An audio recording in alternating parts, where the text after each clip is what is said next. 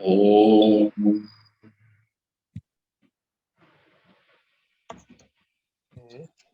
Om Yo Brahmanam Vidadhati Purvam Yo Vai Vedanscha Prahinoti Tasmai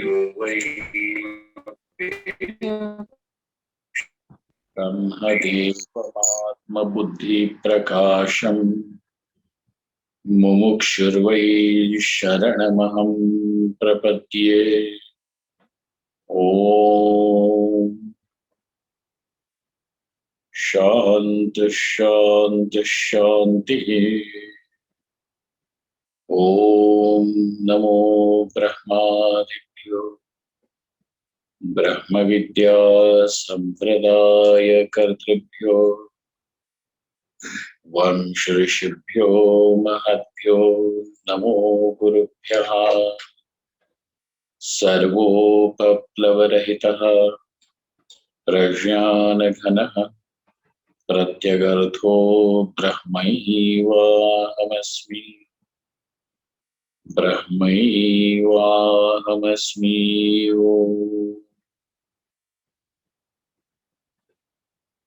Vedantartha vibhasakaya gurave Shantaya sannyasine Nanavadi nagendra sanghapavaye Yogindra vandyaya cha Mohatvanta divakaraya bhagavat pada vidham Bibhrate Tasmai bhashyakrate namostu satatam Purnaya bodhatmane. Om.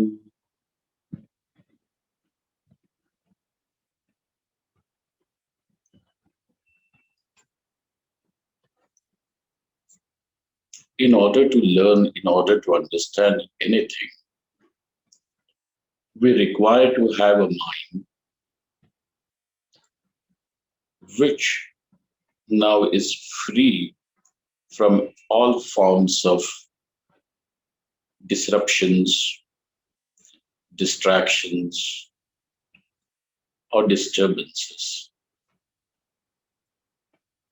For two reasons. One is whatever needs to be understood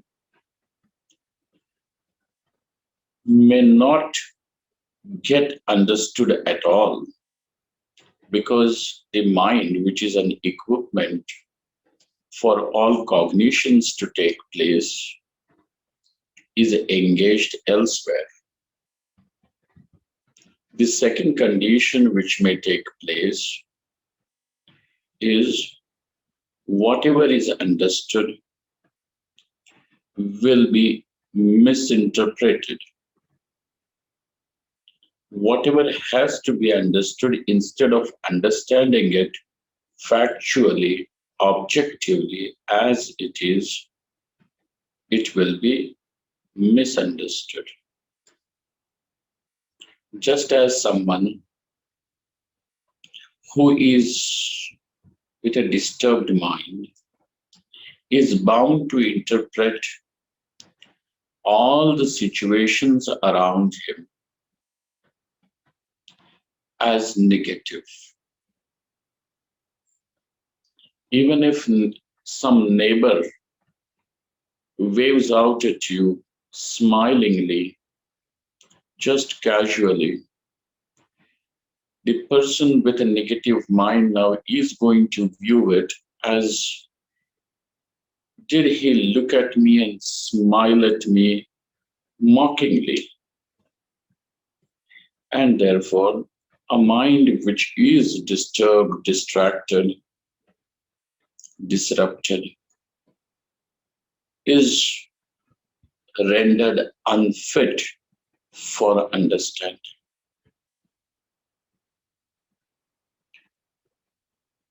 For such a mind, there can be a different exercise, an exercise to make it peaceful, to resolve those disturbances. There can be different exercises. Now comes a question, as a person whose mind now is good enough to receive, to understand, to cognize anything factually as it is. This mind is peaceful, and therefore, even before one arrives at learning, at understanding, it is expected that the mind is at rest, is at peace with itself. So also there is another thing to it and another angle to look at it. Presently, if we are going to look at even the pair of teacher and disciple in this present text, wherein Bhagavan Shri Krishna is the teacher and Arjuna is the student. Here we find the warrior Arjuna, who has become a student, who has become a disciple, a shishya, shishyasteham shadimam tvam Prapanna. That such a shishya already was very disturbed. In fact, he was so disturbed that all his understanding of the situation had turned topsy-turvy, because that what is right, he was calling it as wrong. What needs to be done is what Arjuna had started thinking as what is something that should be avoided. And therefore, now Arjuna as a student over here is extremely disturbed. But we are saying that we require a student whose mind is at peace. It is not going to become an obstacle to understand. And we have to know the extraordinary caliber of Arjuna, which we will discuss it. Just do not consider Arjuna as ordinary as anybody of us. Had he to be as ordinary, he would not have had received Shri Krishna as the teacher. Because on the same battlefield, there were great people who were righteous, who had led a very pious life, a very disciplined life, who had intense dedication, devotion to Shri Krishna, who have recognized his divinity in the same period that they were living with Shri Krishna. In spite of such people being present, Shri Krishna has chosen to impart this knowledge to Arjuna. For when we are going to analyze the situation on the battlefield, we will understand that Arjuna, even though his mind is disturbed and he has started interpreting everything in a topsy-turvy manner, the good thing about Arjuna as a student is he now understands and admits that what he is seeing, what he is understanding is faulty, fallacious. This is a point which is in Arjuna's advantage as a student. Coming as a student, there is a basic requirement that the student sees is, here is a teacher from whom I can learn. He is not there to win the favor of the teacher, nor is he there to examine, to test the teacher. For he is a student.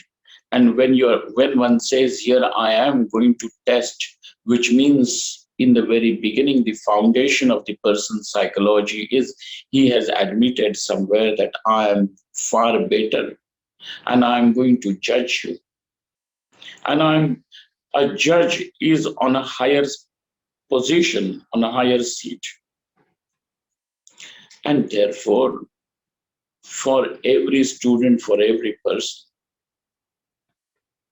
a very important requirement is that let that mind be, at least for the period of learning, free from disturbances. This is not something which needs to be spoken, told, yet it is a requirement which needs to be well understood.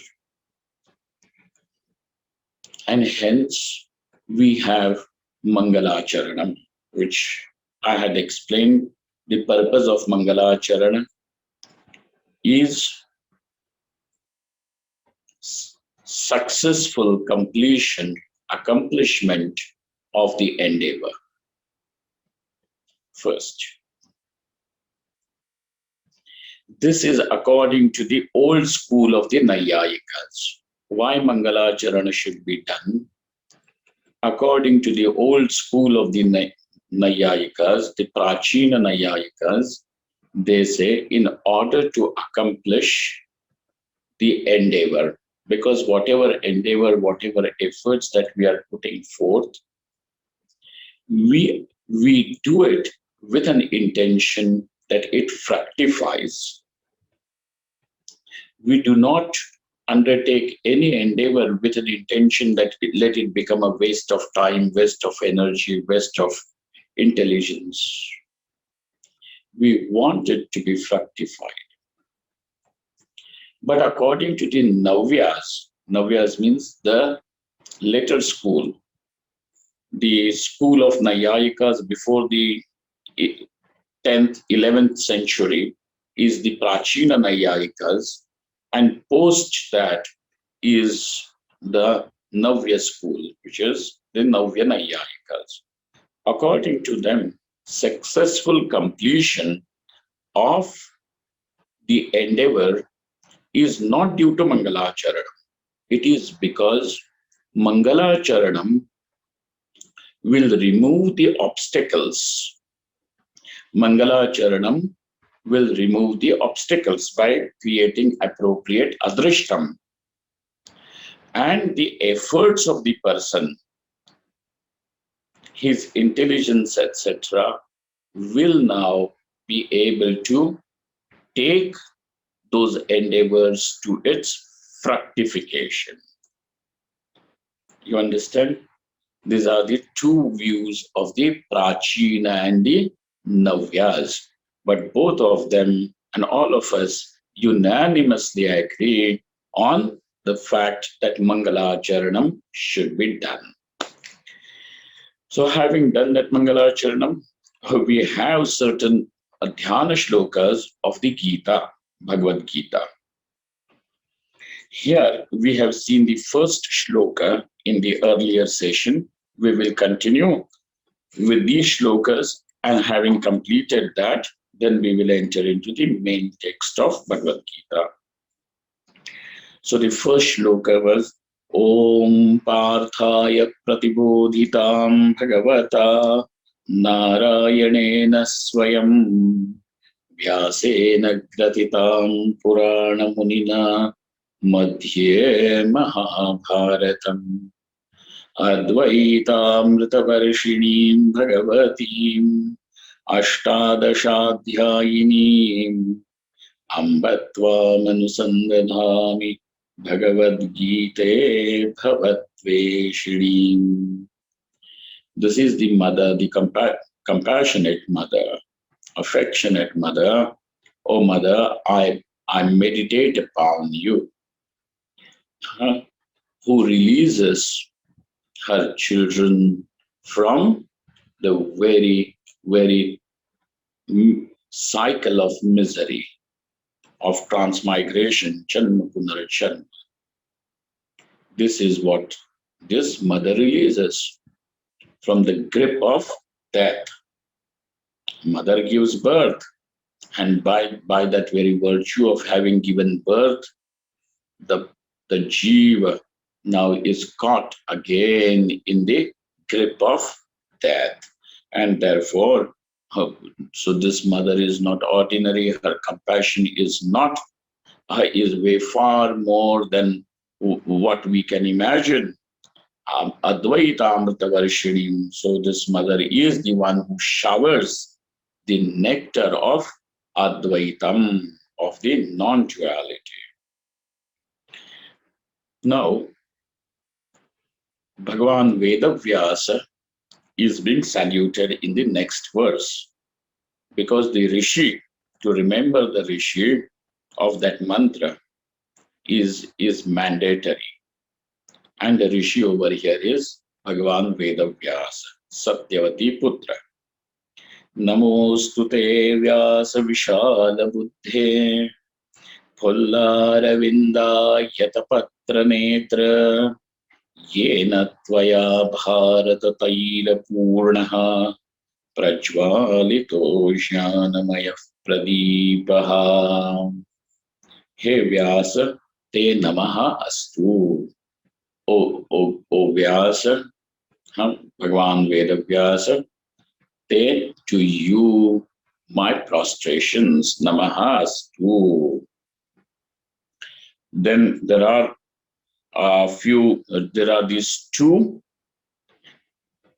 adjectives to Bhagavan Vyasa. Vyasa over here is a vocative case.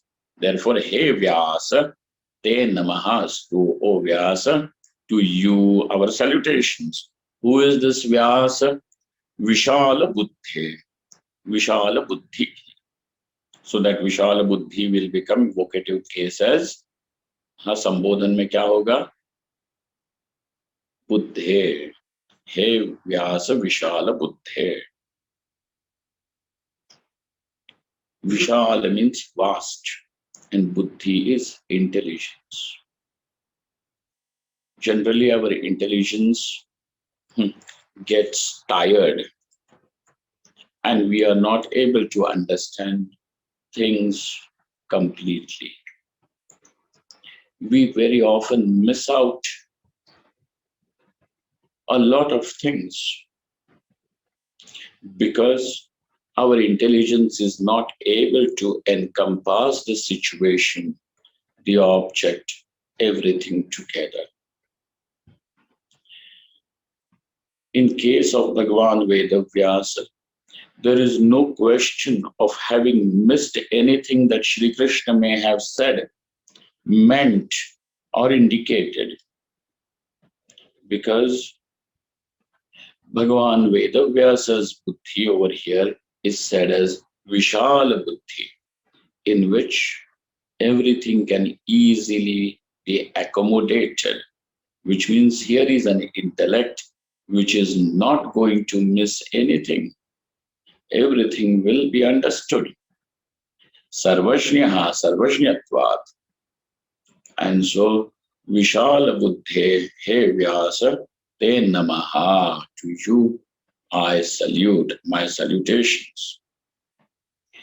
It is said that there is nothing in this world that is not Vyasochistam. Vyasochistam means which has not been tasted by Vyasa. Everything, the minds of the people, their jealousies, their pettiness, their shoddiness, everything, including their magnanimity, generosity, compassion, everything that is noble and ignoble is all seen by Vyasa's eyes, by Vyasa's intelligence. And therefore, this is not an ordinary intelligence. This is an intelligence which is able to hold even this phenomenal world, and also know the very reality behind this phenomenal world. Okay?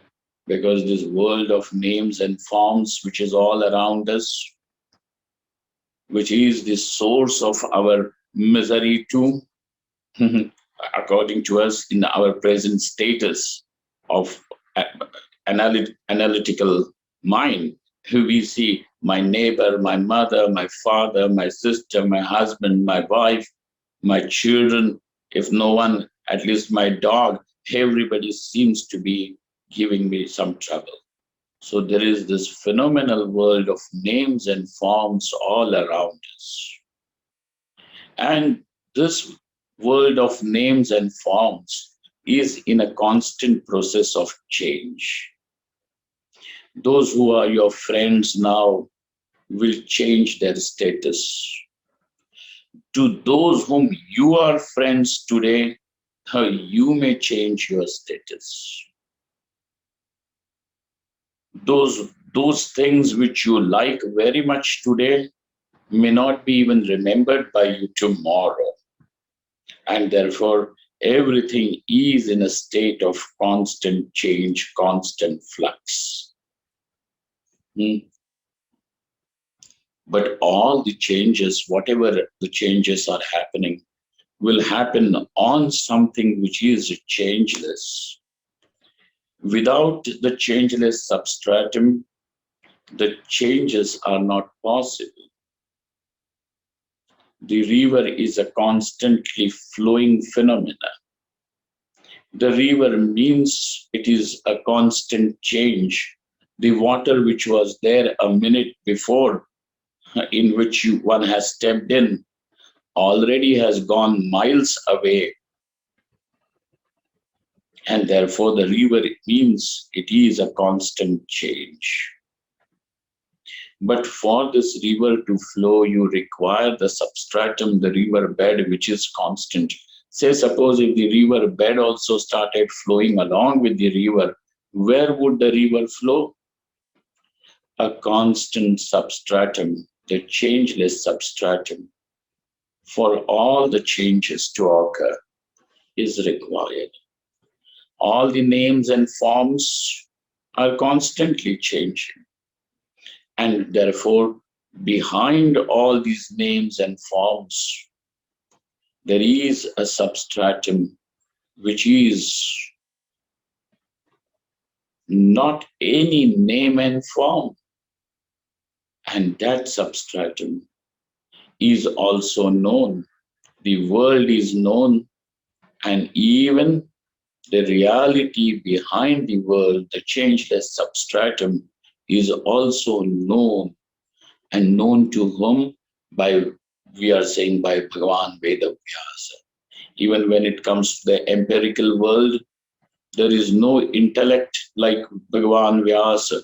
And when compared to the intellect and our understanding of this world and life, we do not even know the reality, for we are very much engrossed in just looking at the phenomena called as the changes. Therefore, hey Vyasa visalabuddhe, O Vyas, how are you? Thou art with visalabuddhi. Vishala is vast, ocean-like, or even the sky is also called as vast. Why is the sky called as vast? Because that sky is able to accommodate innumerable galaxies, nebulas, have 14 bhuvanas, everything is accommodated in this space. And therefore, there is nothing that can be rejected or is rejected by this space. Where would it be? Where would it exist? And therefore, like that space, your buddhi is everybody, everything is known, everything is accommodated. Hey Vyasa, visalabuddhe. In fact, we will also see this, that a person with a large heart means person who is able to accommodate others. Person with a large heart means the one who is able to understand the others. He is called, it will become a large-hearted person. Just don't think large-hearted person means the one who is constantly very generous, philanthropic, and giving away everything. Loot ke le jao. Oh, that is not just being a large-hearted person. A large-hearted person means who is able to accommodate. That accommodation means acceptance, and that acceptance is only due to understanding. And therefore, understanding being the very function of intellect, we have He Vyasa visalabuddhe, Tavat visalabuddhe, visalabuddhe sambodhanam, vocative case. Then another adjective to Bhagavan Vyasa is used, Phullaravindayatapatra. Phullaravindayatapatra. It is a samasika padam. So, Bahuvrihi samas. Phullaravinda means a lotus. Phullaravinda means a blossomed lotus. Ayatam, the one whose eyes are like a completely blossomed lotus. Okay, the one whose eyes are like the blossomed lotus. So when you see a lotus which is completely blossomed, it is a very pleasant sight to look at. Extremely pleasing. Flowers in general are very pleasing, and lotus for that matter, he is even more beautiful when it stands in the water, facing the sun. Beautiful. And we know that even somebody who is convalescent, or what do they call it, sick and in the hospital and recovering, we often go there with a bunch of flowers, because the flowers makes the person feel very cheerful. So also the eyes of this teacher of Bhagavan Vyasa are like a blossomed lotus. So looking at the student, there is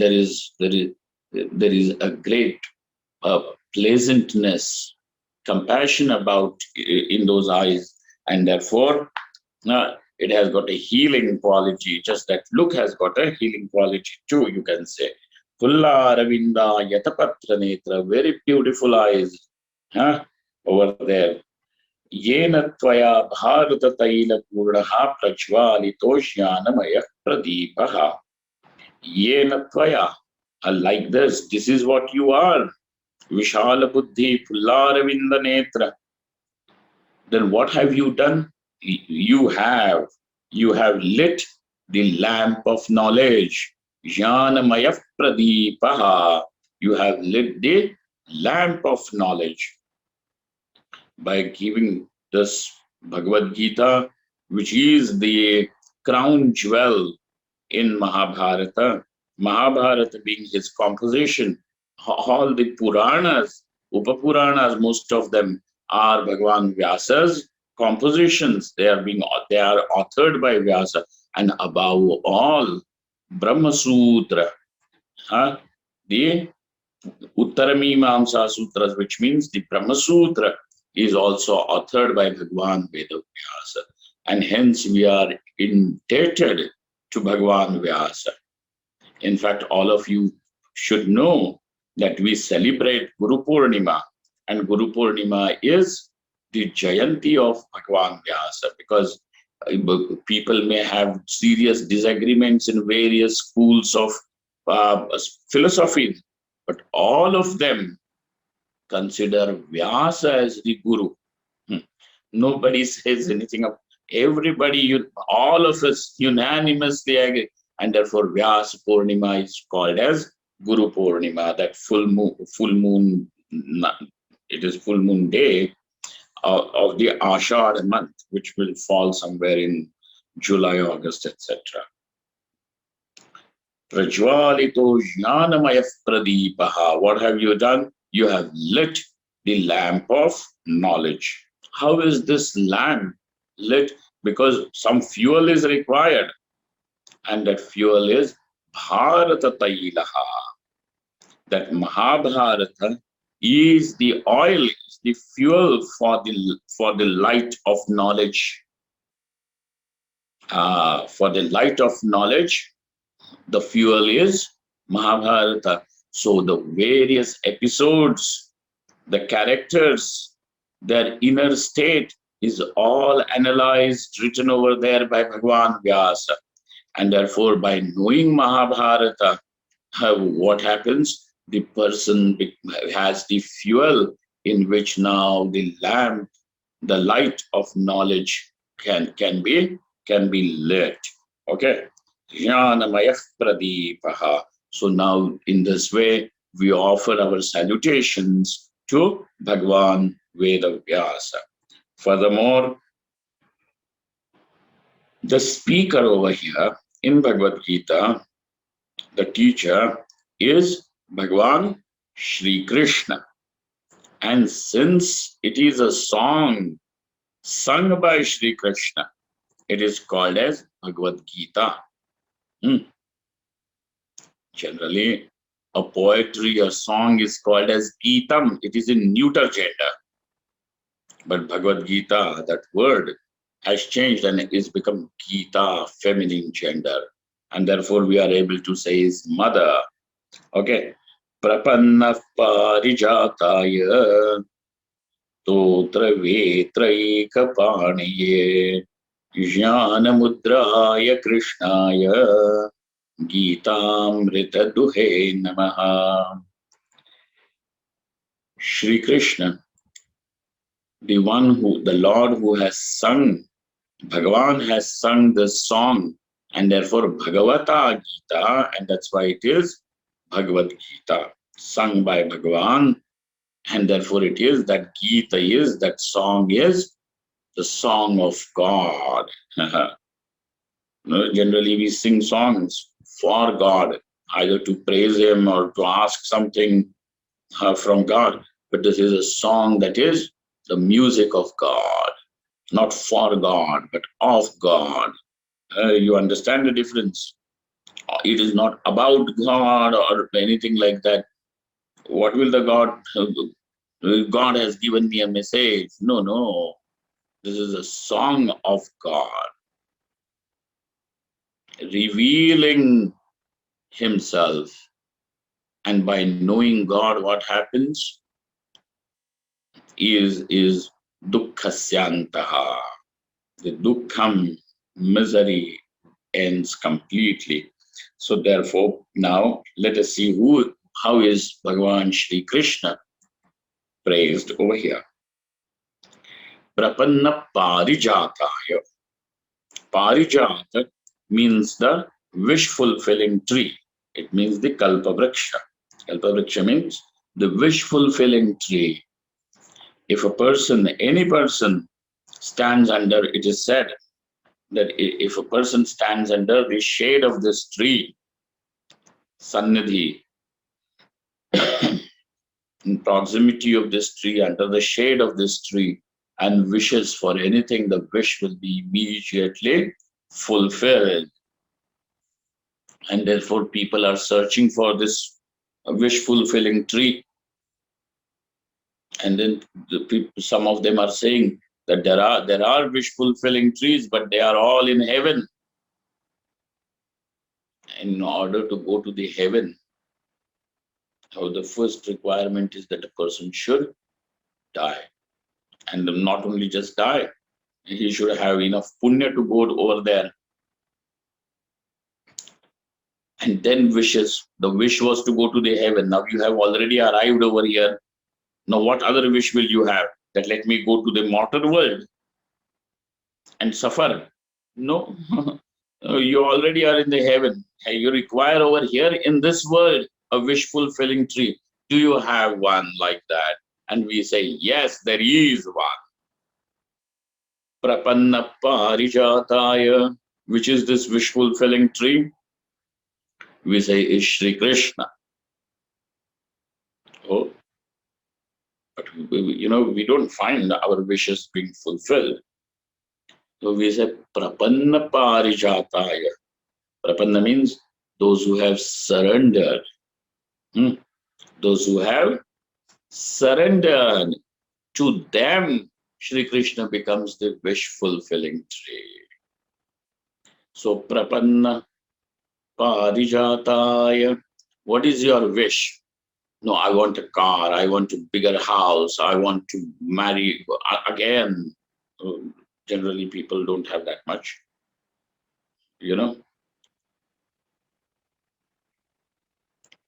or something else. I want to go to the heaven. There are several wishes. Prapanna parijataya. Now, are these all wishes being fulfilled by Shri Krishna? So we say, find out what is your real wish. What is your true wish? And everyone will understand all these wishes are only they will evaporate some time of the other. But the real wish is that dukkhasyantam and sukhasya vaptihi, let that happen. Let the misery end and let infinite joy be attained. Then if this is your true wish, ultimate wish, real wish, true desire, then where should it and how should it get fulfilled? Because whatever you do, wherever you go, this is not somebody is having a lot of money and power. He can give you plenty of money and invest some power in you.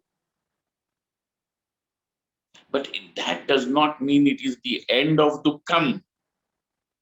Because with more money, now there is going to be more challenges.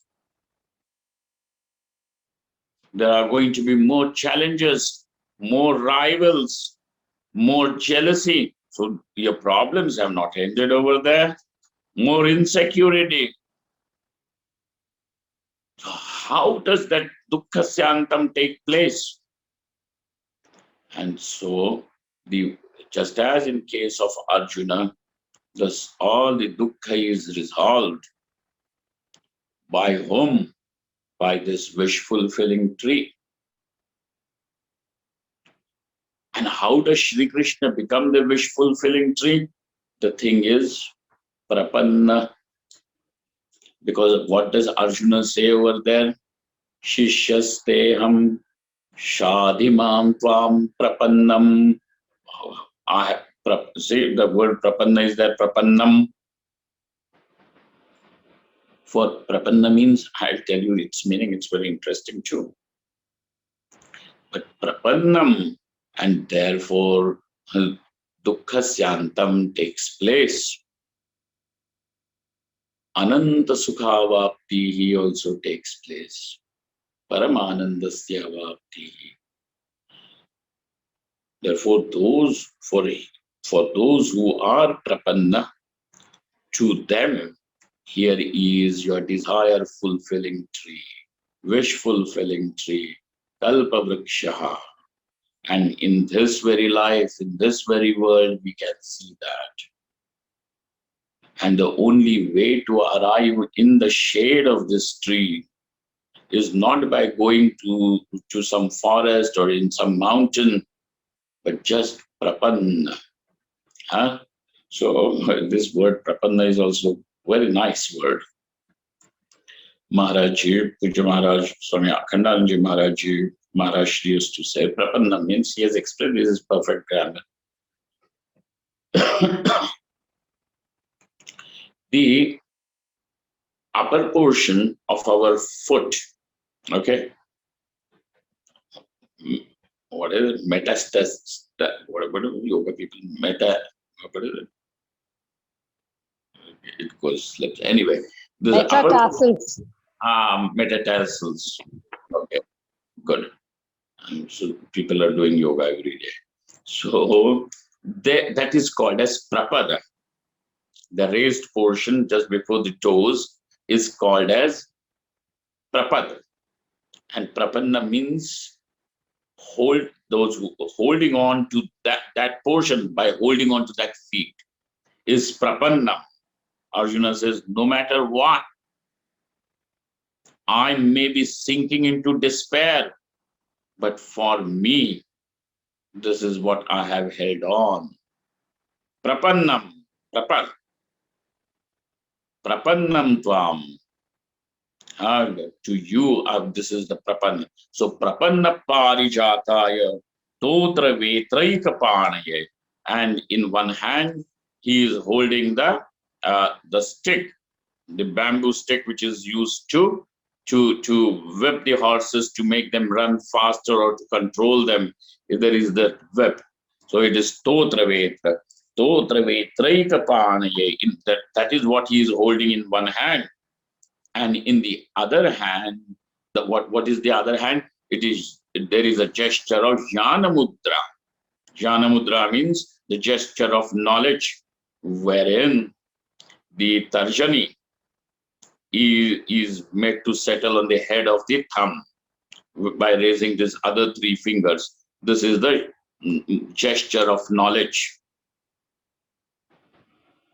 Jnanamudra. This is not to say, oh, it is perfect or something like that. Oh, tests very nice. Jnanamudra. This is the gesture of knowledge.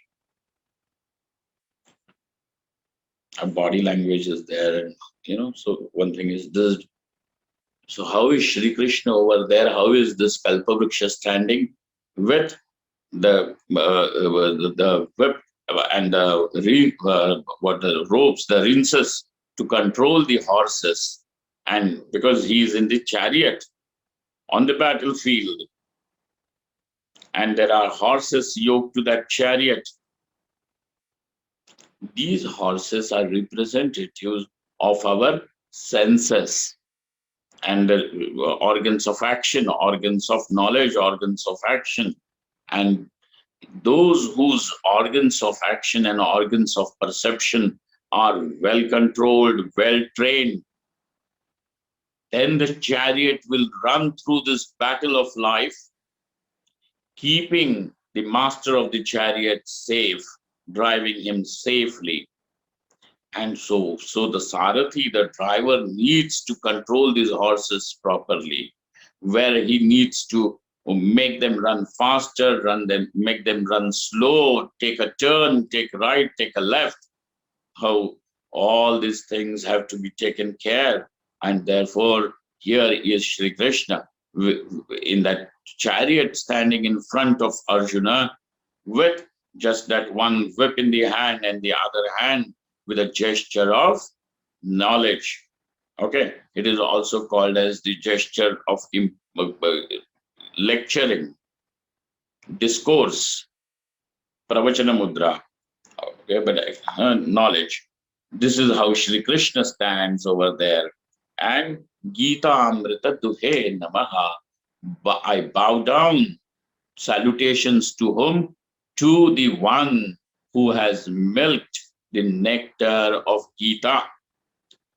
Historically speaking, we know that Shri Krishna has been brought up in the cowherd village, And so, having brought up by people who have raised, tended the cows, and he knows how to milk the cow. And over here, what has this Gopal, what has this Shri Krishna, the cowherd boy, milked? He has milked the nectar of Gita, nectar called as Gita. This is not just ordinary milk, but he has brought the nectar of Gita. Okay, Gita Amrita Duhe Namaha. To this, the one who has done the Dohan of Gita Amritam, to this Shri Krishna, our salutations. Furthermore, you have just said that Shri Krishna has got that nectar, Gita Amrita Dugdham. That Gita Amritam is the Dugdham over here. Then what is the cow? Who is the cow? And so here the next shloka goes, Sarvo Panishado Gavo Dogdha Gopalanandanaha Partho Vatsa Sudhir Bhokta Dugdham Gita Amritam. Everywhere Gita is called as Amritam. Gita Eva Amritam. Okay. Gita Eva Amritam. So this is that samasa. Sarvo Upanishado Gavo. All the Upanishads are the cows. Is the Sarvo Upanishado Gavaha are the cows. Okay. Now, individually to go and understand and the very essence of Upanishad is a very difficult thing. Is difficult. But other than Upanishad, from where would you be able to know Brahma? Brahma pratipadakatvad. Dharma Brahma pratipadakam pramanavakyam vedaha. Apaurusheyam pramanavakyam vedaha. So how would one know?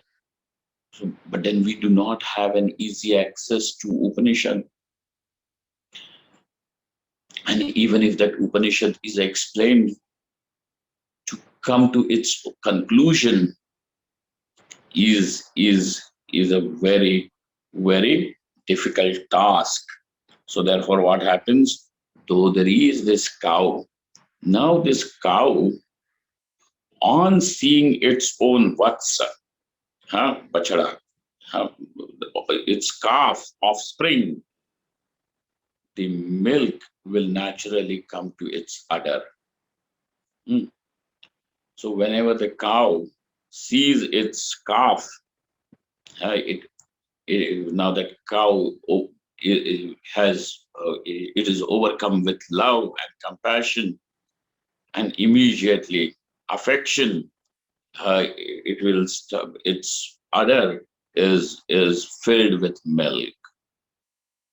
For the vatsa, there is that milk.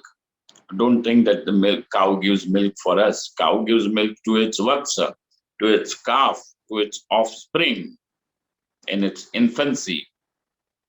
But there is so much of it that the calf also is satiated, and it is enough even to nourish others. It is enough. The cow gives it in plenty, not only to its calf, but also even to others. But we require the nimitta. We require the nimitta is the calf. So, Sarvo Panishado Gavo Gavaha Dogdha Gopa, and there, when the calf is taking the milk, who we require a very kushal, somebody who is expert in milking. So even the cow also should agree to the person who milks, because the cow knows when to stop and how to release the milk. If the cow likes the person, the one who is milking, she will give the milk. Otherwise, she will kick. And nowadays in the dairy and everything, they do it with machine, force it out. No, that is not. We require somebody who likes the cow, and the cow also is affectionate towards such person. We require a dogdha, the one who milks the cow. Who is the one from who now has milked the Upanishad Rupi cow? The cow, the cow in form, the Upanishads in the form of cow, Shri Krishna himself, and therefore Dogdha Gopalanandanaha.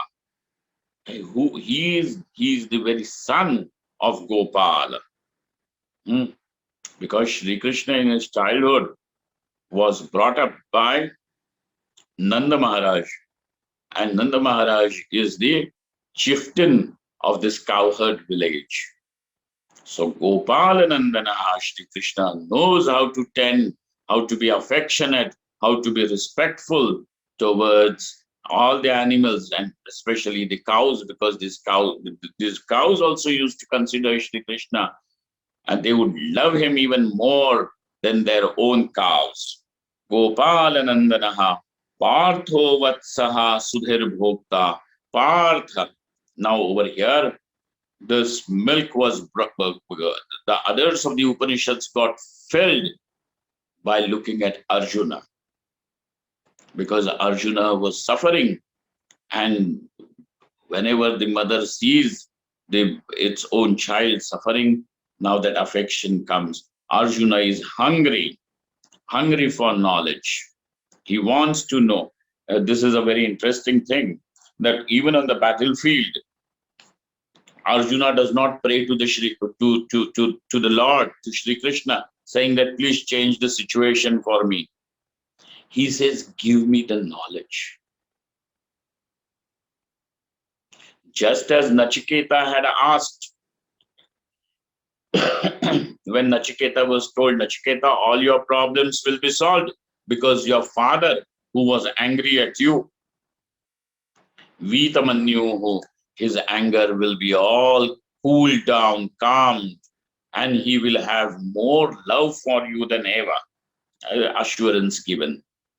Then Nachiketa was told that he will have immense wealth, inexhaustible wealth. He will have those pleasures and that prosperity which is not ordinarily available to the mortals, to the people. So there is not going to be any problem. He will remain healthy, wealthy, wise throughout life. All he will have, all good people around him, his children, whatever, etc., that you can bring all these ideas of well-being over there, everything. Yet Nachiketa says that Tvaya Bharatatailapurnah, keep it with you, to Yama, who is trying to allure Nachiketa, who's trying to distract Nachiketa, who is in fact testing Nachiketa to see that is he really wanting knowledge or not. Nachiketa rejects all that and he says, I want only knowledge. Hungry. So now this cow, and so also is Arjuna, hungry. He does not say that please change the mind of that Duryodhana, Dushasana, everyone, and just, with clapping your fingers and snapping your fingers, change the situations for me. He does not say change the situation. Situations will change, but that does not mean misery will end. You see that? You see the point, that it does not mean misery will end. So you can change husband, you can change wife, you can change jobs, you can change places, you can change houses, you can change everything. But change does not mean end of misery. It will present itself in a different form. Old wine in new bottle, that's all. Misery will continue. Oh, Swamiji, you are very depressing. No, I'm not. In fact, I'm giving you an assurance that it ends. But you do not, it does not end the way you imagine it to end. That's all. That is the difference. It does not end the way you imagine it to end. One may imagine that when I quit this job, I get another job, my misery will end. When I have more money, the misery will end. When I marry another woman, my misery will end. And so on. If I change my place where I'm living, if I'm living in India, I should go to America, my misery. No, sir. That is change of just, an external change. But it will come again. It just presents itself. And a person does not become wise in spite of going through the school of hard knocks. Nachiketa at that age of 8 is able to, and even if you are able to understand it at 80, consider yourself much lucky. Now, Arjuna is hungry for knowledge. Naturally, that knowledge is given by the Upanishad. Go. By the cow called as the Upanishad. It will quench the thirst. It will quench the hunger, satiate the hunger. So now Shri Krishna has brought it for Arjuna. But what happens is, Sudhir Bhokta, even people with unpolluted mind, Sudhihi. Sudhi means Su is Sushtu, good. And mind over here, T means that the intellect. Sharp intellect is just not the only criteria over here. But unpolluted, uncorrupted mind generally, which, by corrupted in the sense, by our own desires, ambitions, ragadveshas will render the mind polluted. So even those people whose mind is thus not polluted are pure. For them, this Gita, Amritam, this nectar, called as Gita, which is the milk brought by Shri Krishna from this Upanishad cow, it will satiate even all those people. Gita Amritam Mahat Dugdam. So Sudhir Bhokta, that Sudhi is the Bhokta, and over here that Dugdham is Gita Amritam. Dugdham means the milk is the nectar called as Gita. Gita Amritam Mahat Vasudeva Sutam Devam Kamsa Chanura Mardanam Devaki Paramanandam Krishnam Vande Jagadgurum. Once again, salutations to Shri Krishna. How? Vasudeva Sutam Devam. This is the son of Vasudeva. So over here, the understanding of these shlokas will always have these two levels. One is understanding Shri Krishna as a figure in the history. Okay, but that will not suffice. The Shri Krishna has to be, so there is an Adi Bhautika explanation, okay, dealing with this physical world of time and space. But Adhyatmika world, your inner world, over there also it has got a significance. And that, so Shri Krishna over here, we will see Vasudeva Sutam Devam. Who is this? Who is the Deva? Vasudeva Sutam. The Suta means the son of Vasudeva. Son of Vasudeva. Kamsacha, and then another, his mother and father are there. Vasudeva is the father, not Vasudeva. Huh? Shri Krishna's name becomes Vasudeva. His father is Vasudeva. So the apatya pratyaya, which means the son of Vasudeva, is Vasudeva. Huh? So please know, because a lot of people, even with the Patanjali Yoga Sutras, no sir, it will be Patanjali Yoga Sutras. Okay, like that. Vasudeva Sutandevam.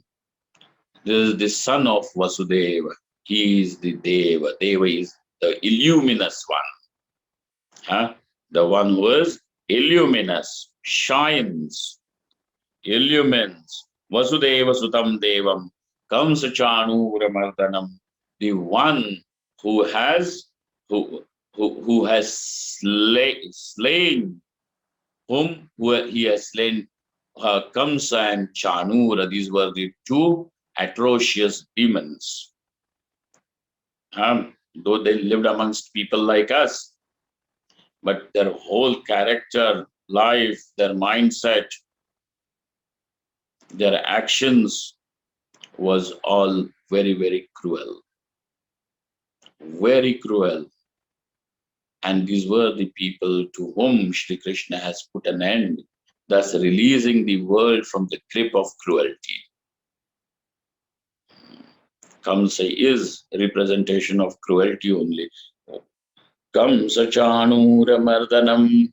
And so Devaki Paramanandam.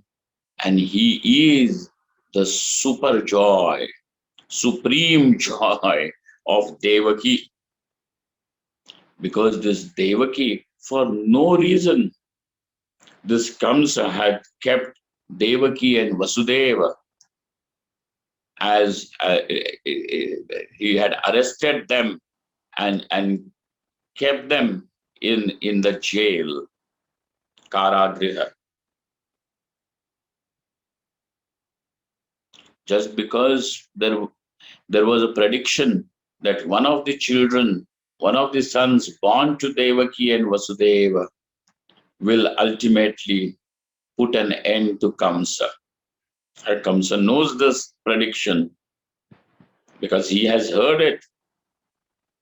And so now, for that reason, he has put them under arrest in that Karagriha, in that jail. And here comes Shri Krishna. By putting an end to Kamsa, he releases Devaki and Vasudeva, who were kept in jail for so many years with those hands and legs cuffed in heavy chains, iron chains, steel chains. And this poor woman, what had she done? There was no crime associated with her, but she was considered, he had given her the worst treatment that no woman in this world should ever have. Anyway, because all her children, the newborn babies, were killed by Kamsa right in front of her eyes, and in very cruel way, by striking that baby against the stone walls of the jail right in front of the mother, so their tender bodies were crushed on those stone walls. This person Kamsa was extremely cruel, and to this Shri Krishna comes and releases her.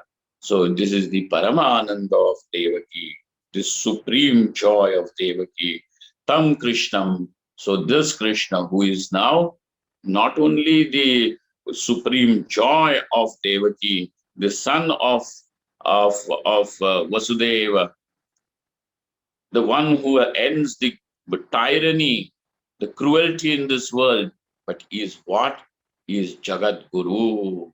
He is the teacher, he is the guru of this entire world. Okay, to this Shri Krishna, I offer my salutations. Now there are 2 or 3 more shlokas, which we will see when we meet next. And if we are able to complete them there, then we will enter into Bhagavad-gite from there, whenever we finish this next session, hopefully. Om Purnamadaha Purnamidam Purnaat Purnamudachyate Purnasya Purnamadaya Purnamevavashishyate. Om Shanti Shanti Shanti. Shankaram Shankaracharyam Keshavam Padarayanam Sutra Bhashyakritau Vande Bhagavantau Punah Punah Ishvaro Gururatmeti Murti Bheda Vibhagine व्योमवद्व्याप्तदेहाय दक्षिणामूर्तये नमः. Oh, thank you all.